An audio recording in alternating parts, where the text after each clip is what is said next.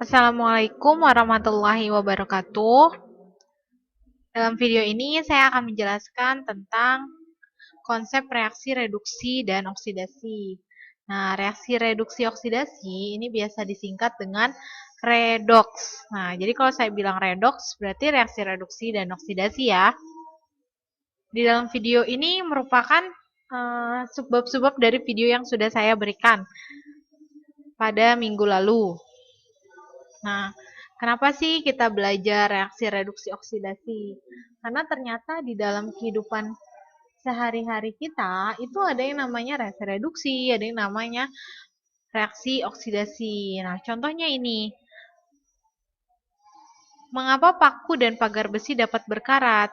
Nah, reaksi apa yang terjadi pada paku dan pagar tersebut? Nah, reaksi yang terjadi pada paku dan pagar yang berkarat ini merupakan contoh dari reaksi oksidasi. Nah, kenapa sih gitu? Mereka teroksidasi karena kan ada udara bebas di luar. Sehingga besi ini teroksidasi sehingga dia mengalami reaksi reduksi dan perubahannya itu ya berupa perkaratan besi gitu ya.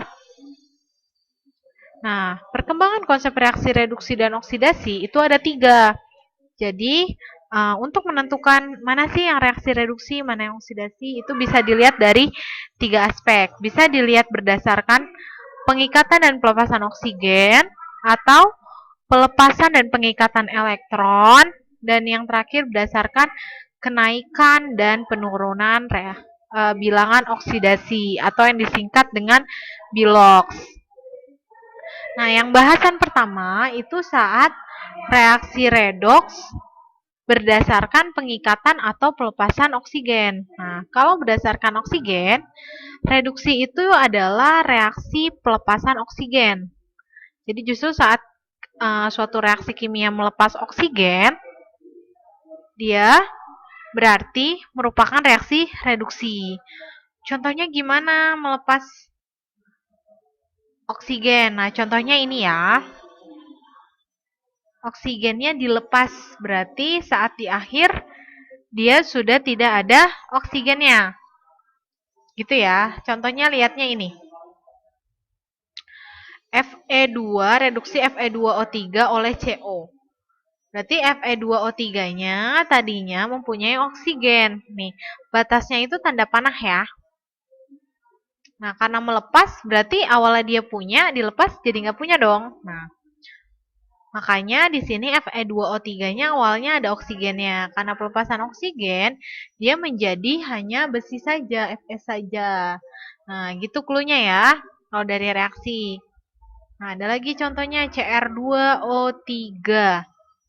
Cr2O3 oleh Al, reduksi kromium oksida oleh Al, aluminium.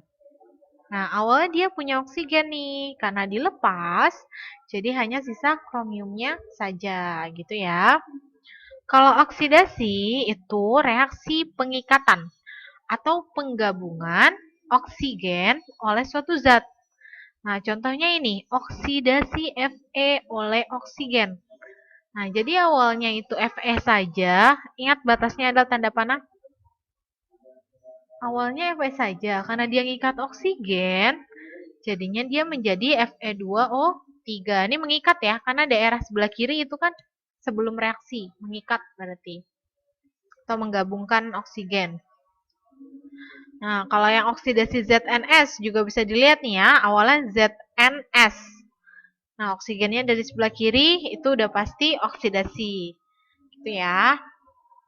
Nah, perkembangan redoks ini mengalami perkembangan kan? Tadinya hanya dilihat berdasarkan pengikatan atau pelepasan oksigen. Ternyata seiring berjalannya waktu bisa dilihat juga dengan pengikatan atau pelepasan elektron.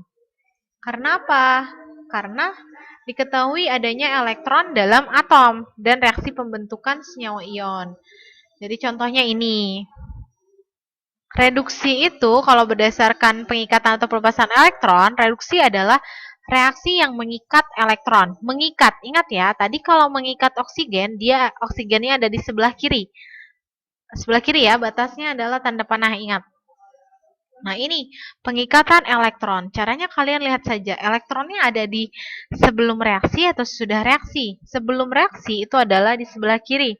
Sudah reaksi itu ada di sebelah kanan. Nah, reduksi, reaksi pengikatan elektron. Mengikat berarti ada di sebelum bereaksi. Nah, contohnya ini. Reduksi Cl2, klor. Cl2 mengikat oksigen menjadi 2Cl- jadi ion. Atau reduksi ion kalsium, Ca2 plus 2 elektron menjadi logam kalsium.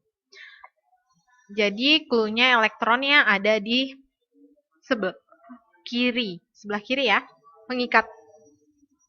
Nah, kalau oksidasi itu kebalikannya. Reaksi pelepasan elektron, dilepas berarti sudah reaksi. Ada di sebelah kanan, ini clue-nya ya, elektronnya ada di sebelah kanan. Gitu, ini masih rada mudah, masih agak mudah ya. Nah, yang terakhir itu perkembangan redoks, dia bisa dilihat berdasarkan kenaikan dan penurunan bilangan oksidasi, yaitu biloks. Nah, bilangan oksidasi itu apa sih? Bilangan oksidasi itu bilangan yang dimiliki oleh suatu atom ya. Per atom itu dalam persamaan reaksi. Contohnya seperti ini. Reduksi, kalau berdasarkan biloks, reduksi itu adalah reaksi penurunan bilangan oksidasi. Reaksi penurunan bilangan oksidasi. Penurunan ya. Nah, contohnya itu ini, reduksi SO3. 2SO3 menjadi 2SO. Lihat di biloks S-nya, awalnya plus 6, jadi plus 4. Turun kan biloksnya. Nah, ini kalian pahami dulu, tidak usah pikirin 6 dari mana ya Bu, gitu. 4 dari mana ya Bu. Nanti akan saya jelaskan di subbab selanjutnya. Ini kalian lihat dulu, jadi berdasarkan senyawa ini, biloks S-nya itu didapatkan plus 6 awalnya. Ini kan batasnya tanda panah ya. Setelah bereaksi, ternyata biloks X-nya berubah. Jadi plus 4. Dari plus 6 menjadi plus 4, itu turun. Berarti dia mengalami reduksi gitu ya. Kalau oksidasi, itu reaksi kenaikan biloks. Nah, lihat nih. Sekarang yang difokuskan adalah unsur Fe-nya atau atom Fe di sebelum reaksi adalah plus 2. Setelah bereaksi ternyata Fe-nya berubah menjadi plus 3. Berarti dari plus 2 menjadi plus 3 itu naik biloksnya. Artinya dia mengalami oksidasi, kenaikan biloks ya. Gitu. Nanti kalau ada yang ingin tanyakan, boleh japri atau langsung komen aja di GCR ya. Nah, reaksi redoks itu reaksi penggabungan antara reaksi reduksi dengan reaksi oksidasi. Jadi kalau tadi ini kan saya mencontohkannya jika dalam reaksi itu hanya ada reduksi atau oksidasi saja. Tapi sesungguhnya dalam suatu reaksi redoks itu sudah pasti reaksi kesatuan, udah pasti ada yang mengalami reduksinya, ada yang mengalami oksidasinya. Contohnya ini, reaksi hidrogen dengan klor menjadi 2 molekul HCl. H-nya awalnya biloksnya 0, H setelah bereaksi plus 1, berarti dia naik. Nah, kita garis yang hijau ini mengalami kenaikan biloks, berarti dia mengalami oksidasi. Nah, yang Cl2-nya awalnya 0 menjadi min 1.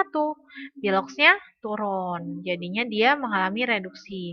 Jadi, dalam persamaan reaksi tersebut disebut reaksi redoks, karena di dalamnya mengalami reaksi reduksi dan oksidasi. Seperti itu.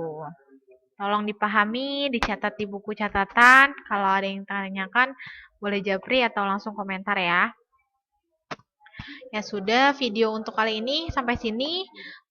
Sebab selanjutnya saya akan bahas tentang peraturan bilangan oksidasi. Ini nih kayak gini. Kenapa kok di sini 0 ya, Bu? Di sini 1, di sini min 1. Itu kenapa? Itu akan saya bahas di video selanjutnya ya. Sekian dulu untuk video ini. Kurang lebihnya mohon maaf. Wassalamualaikum warahmatullahi wabarakatuh.